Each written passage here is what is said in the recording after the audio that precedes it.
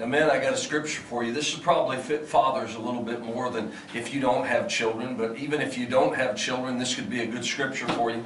It's found in Genesis chapter 18, verse 19. And it's speaking concerning Abraham. And it's really God speaking to Abraham.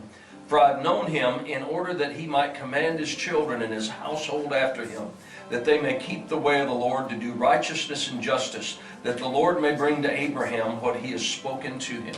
Part of the reason that it says that God chose Abraham was because Abraham would command.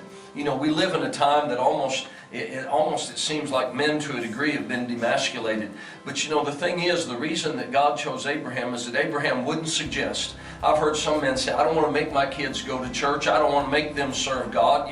They might not like it, and so someday they'll reject the Lord. But you know, men wouldn't use that same argument concerning school. They wouldn't dare say, I'm going to not make my kids go to school because they might end up not liking school. Part of the reason you make your kids go to school is because they need to. It's what they need to do in their lives, so they'll learn.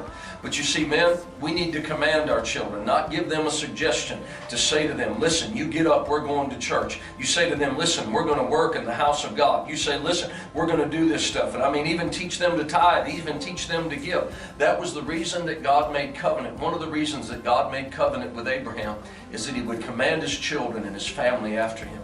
Men, we need to stop suggesting. We need to look at our family and say, be like Joshua that said, as for me and my house, we are going to serve the Lord.